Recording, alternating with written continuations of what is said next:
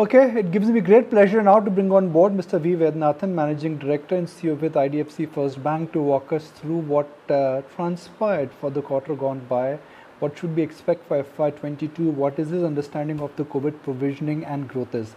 Mr. Vednathan, good morning. Thank you for joining us.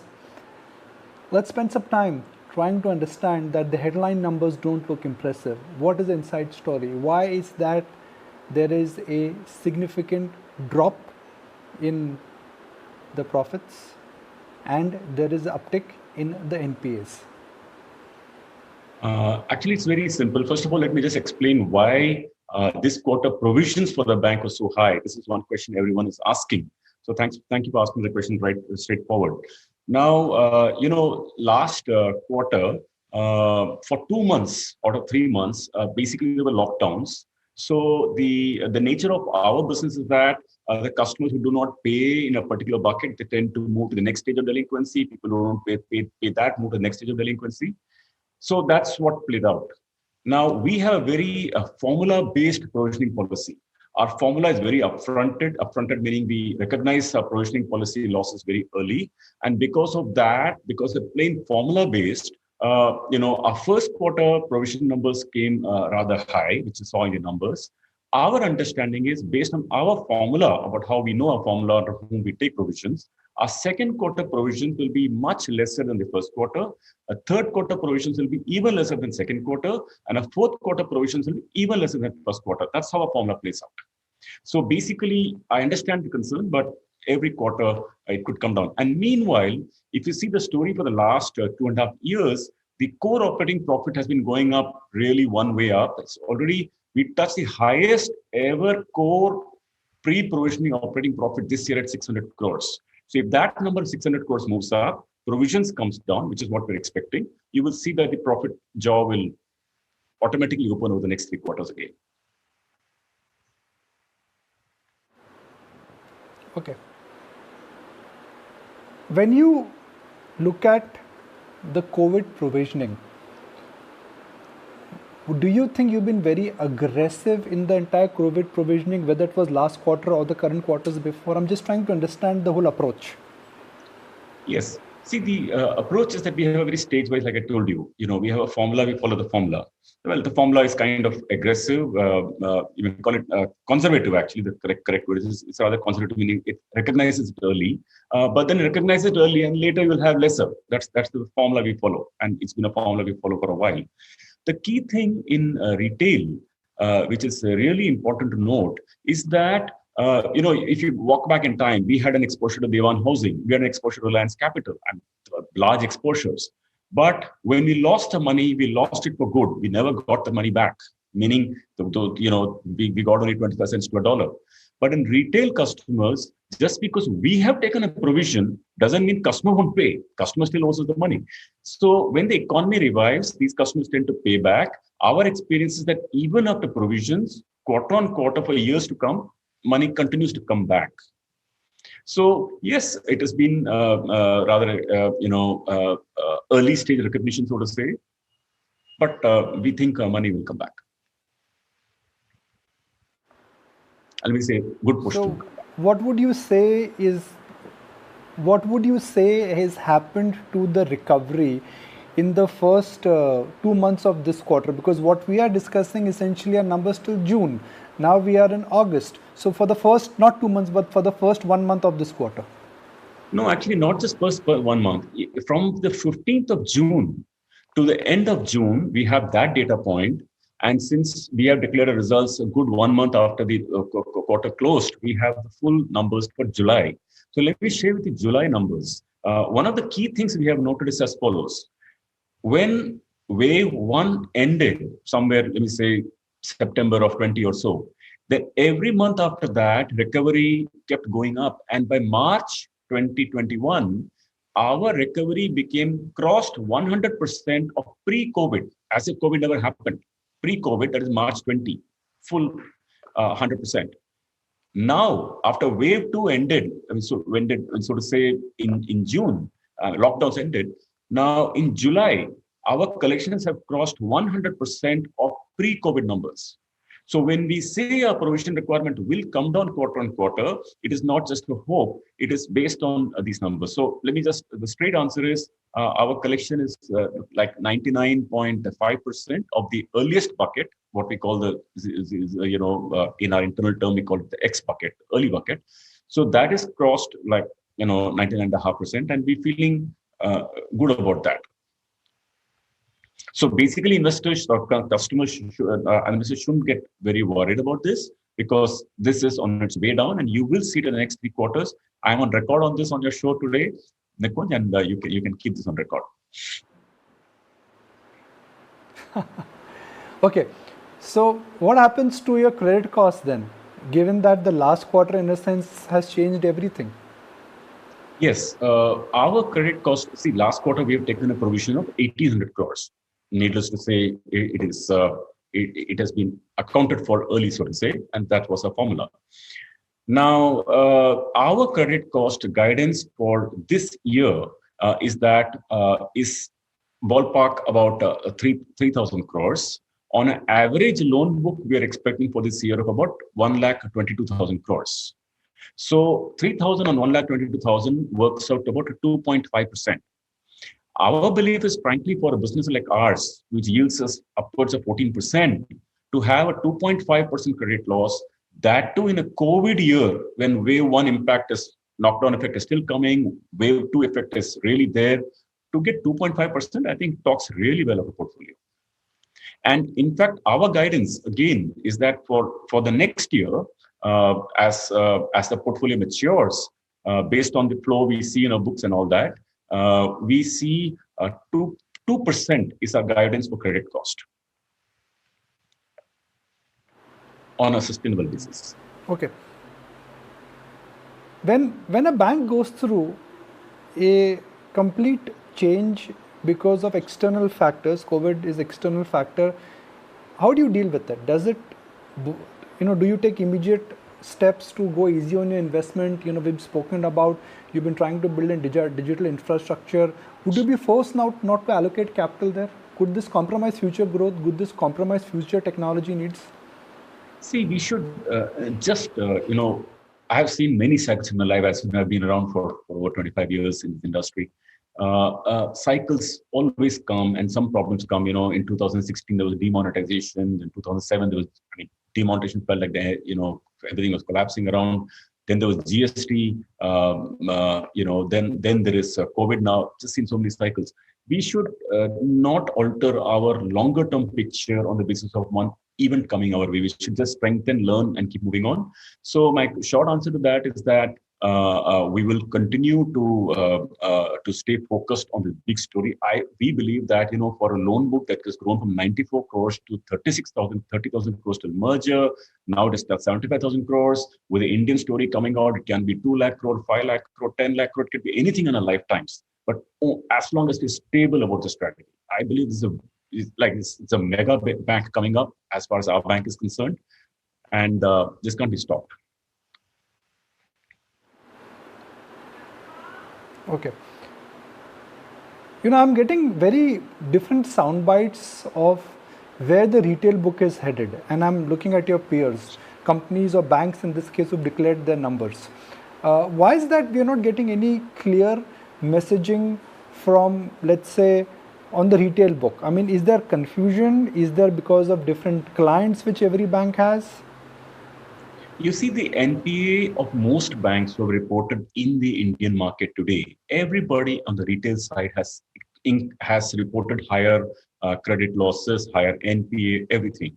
So typically you find in the retail side, people have reported between 4% to 7% gross NPA and net NPA, depending on the provisioning policies. Now, my sense is that, when you're in the midst of a wave, then you tend to be a little muddled about this and you don't know where this game is headed.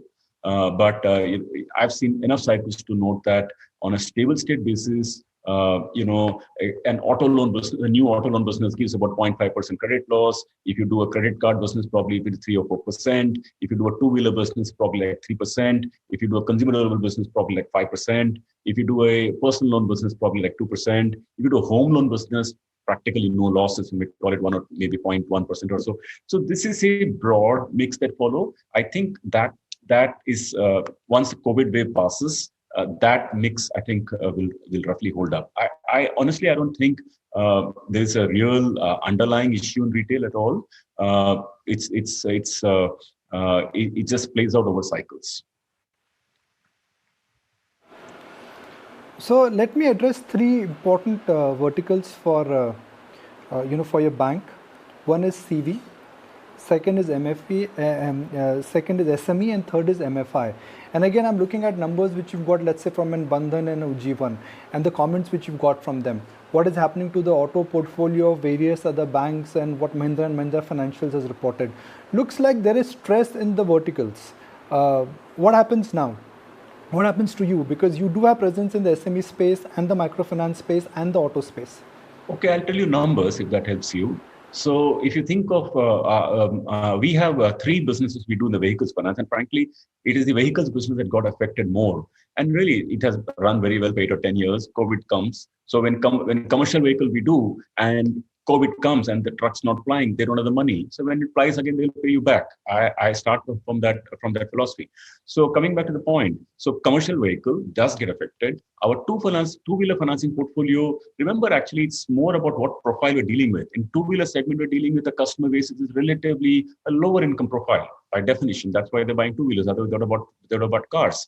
So the income profile is relatively weaker. So when crisis comes or when economy troubles, then two-wheeler financing takes a hit. Commercial vehicle, which is a livelihood financing, takes a hit. JLG business customers, employer, the lower pyramid customers, they live by the day, so they get affected. But really, we should see this. But we should not change the strategy just because one wave came. And we should just improvise. So, for example, will you want to do JLG? By the way, we have a 6,700 crore JLG business. Are we affected? The answer is yes. Does it mean we lose confidence in JLG business? The answer is no. So it's like that. In two-wheeler business, we have some fantastic property. We've done it for 10 years. So we lose 3%, but we earn 20%. We're quite proud about that. So the story doesn't change. We just adjust to the situation and move along. Okay. What happens to the schemes which you had launched? And there were unique schemes. You came up with a credit card scheme where the first credit card, where even if you are late on your credit card payment, the interest rates was significantly lower. Your saving rates were very high, and that was aimed largely to get CASA towards your franchise. Typically, when you are dealing with high NPA stress on your balance sheet, would you be actively pursuing a high CASA draw, or perhaps this low rate in terms of credit card, schemes? See, the fact is that I always think about it like this. I say, look, we got one opportunity in our lifetime to build a great bank. One. So I, in any case, believe that these are rare opportunities that we get. Now, in this one opportunity in a lifetime, just build a really great bank where every one of our products should talk about our ethos. It's not for nothing that internally we tell our employees. We've made a new stamp these days, which you will see it someday, but certainly internally it's called ethical, transparent banking. We make a seal of it and give it to our employees. There is a reason. So we say every product we make, we say there should be something different about it, which is special for the customer. I'll give an example. Credit card, since you started, ticked off on that subject. Every time forever, since 30 years, APR in the country is 40%. Now, we are saying a new bank, we have no baggage. We start at 9% to 36%. Everyone wins with our bank. When we start, fees, everybody bills customers a hell of a lot of fees in credit card business. I don't say they're doing the wrong thing. It's the model. But, we are telling customers before they go to over the limit to say, listen, you already touch 80%. Don't go there. Otherwise, I'll have to bill you fees. So these are like genuinely high quality approach we bring to this sector. Even on savings accounts, like since independence till today, almost every bank pays savings account on a quarterly basis. But the EMI, they take EMI on a monthly basis. We started this model of saying that we will pay it on a monthly basis. So I think we are very fetish about this idea. of being making something special.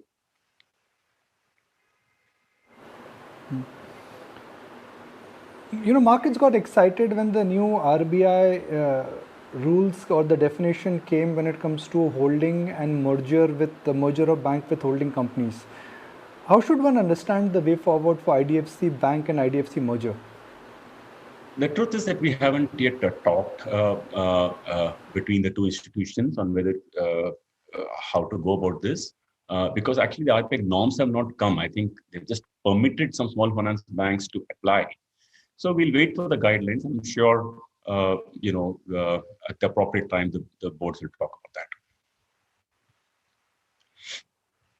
24 months. If the merger goes through, what changes for shareholders? And if the merger does not go through, what changes for your shareholders? You're running ahead, so really I can't comment on that at all. No, I'm trying to build a scenario. Let's say for a shareholder of IDFC Bank Limited and for a shareholder of IDFC, there are two scenarios which we work with. One, the merger happens. Second, the merger does not happen. So what happens in both the scenario? I mean, independently, if these both franchise have to remain separate, then what happens? No, I really can't comment. All I can say, because these are matters and we will have to talk about it when the guidelines come out and all that.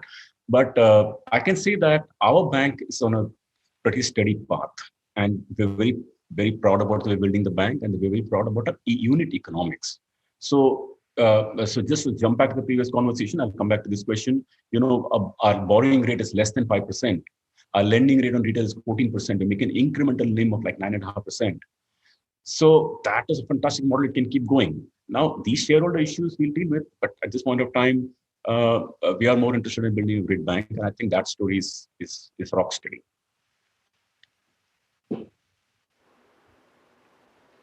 What is your preparedness, God forbid, if there is a third wave? Wave one came. It took I think most people a bit like the Black Swan event. And actually, the fact that lockdowns happened was a real Black Swan event. It's not really the COVID. Now, what we did at that point of time is that we quickly readjusted our credit criteria to adjust for COVID-affected industries, touch-based industries, the hotel, restaurant, or the kind of stuff that we were financing. Now, once we did that adjustment after COVID wave one, we have found something very interesting, and you should take note of this, really, that we have in the last 12 months post-COVID wave one, booked like something like about 35,000 crores. And when COVID wave two came, and the lockdown happened, the collection performance on the wave, on the book built in this period, did not get affected by COVID. So the short answer is that we made necessary changes to our model meaning credit criteria, and adjusted it for COVID sort of lockdown effects of touch-based industries, and we should be okay. I think that you should expect, and frankly, even if you notice, the impact of wave two was lesser than wave one. And the impact of wave three, if at all, will be hopefully even lesser than wave two. So we'll deal with it. I think our guidance of 2% credit loss for the next year on the average book, that's what I would hold to. And you feel that would stay even if, God forbid, there is a third wave? I'm just putting that caveat into place. No, yes, of course, COVID wave 3, God knows if it comes and how big it will be and how much in the lockdown, etc. We'll have to play to the occasion. I really can't speculate. But I can say that if it's a benign wave, like how wave 2 was, or how maybe it's smaller than that, then all our numbers hold. And I guess I can tell you that even for the last year, if you take for the 2021, if you take the credit loss that we took to the book, it compares pretty favorably for similar businesses. This year, we're guiding for 2.5%. I would say for the yield of, the yield that we get in this business, I think any banker would give a right arm and leg to get a yield of 14% and lose only 2%. So even for this year, 2.5%, I think is pretty, compares very well with the industry. I think for next year, guidance of 2% on a stable basis, I think again it's a pretty good number, and we feel very confident about that. So the only So thing is that all these numbers does not factor for that one telecom account, and that will play it as it comes. And how exactly have you positioned that telecom account in your book? I mean, I'm just saying that as of now, we know that there is one telecom company where the AGR issue is not sorted. How have you really provided for that account in your balance sheet? Right now, we have we have an exposure of 3,200 crores, and we have a provision of something like about 475 crores or 500 crores. You can call it about 15% of the total exposure, or you can call it 25% of the funded exposure. That's the provision we have. So frankly, at 25% of funded exposure, I think it's better provided than I think most people in the banking system would have provided for that account. Now, issue is not provision. Issue is that we got to wait for that event to play out and whether they pay. But we hope we really believe and hope that the entity stays in place. When we think of it, we say, listen, we have faced enough bullets in life. We faced Reliance, we faced Capital, we faced Divan, we faced infrastructure. This quarter we faced an account, a Mumbai-based account of 860 crores. We've taken every hit, and we can take any hit in the future. Life will be fine because our incremental unit economics are fantastic. But the bigger issue, which I feel as more as a citizen, is that it will be real tragedy of this country if this country became if all of us, you and me, are to be beholden to two service providers in telecom. I hope and I think the government and the ecosystem will ensure there are more players.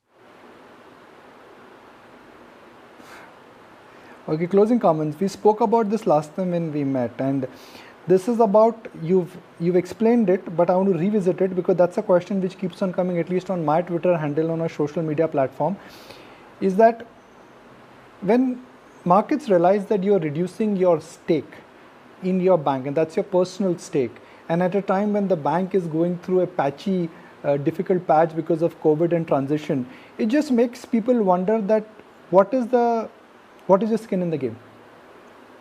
So why do you mention that I bring down my stake?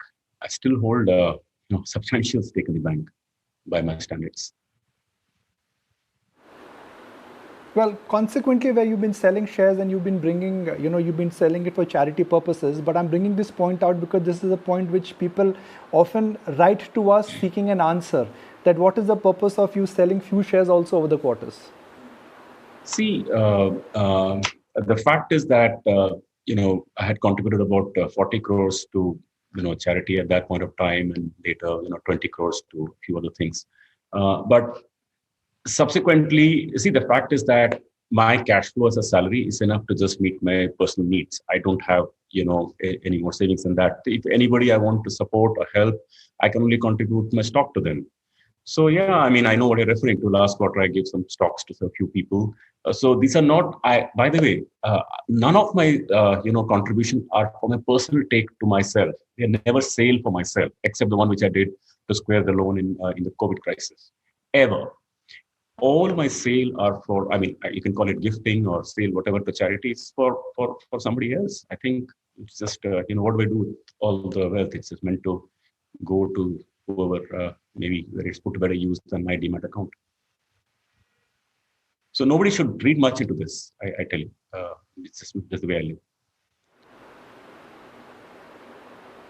I mean, it's something which people ask us on our handles to reach out to you to understand your thought behind it. I'm glad we discussed it again and you frankly spoke about it. Really appreciate your time, Mr. Vaidyanathan. Stay safe and certainly hope to see much more of you going forward. Thank you very much. I must point out to your viewers, who are concerned about our profitability, because we haven't talked about that. If you don't mind, I'll just make one comment on that. Is that because yes, we are a DFI, and you raised this question earlier also in a different context. Because we're a DFI, we are carrying 27,000 crores of borrowings even now from the pre-merger days, at where we're paying 8.5%. So that's the drag on the P&L. So that is why you find that our core pre-provision profit is relatively low. So if one credit loss comes, it shows in the P&L and all that. But once we pay off this debt and we replace it at less than 5%, you can see the margin of the bank sharply lifting. I want to leave you with that comment. So just in case. Okay, thank you for that. And stay safe. And thank you for joining us on the show. So much. It was a pleasure talking to you, Kunjan, everybody at ET now.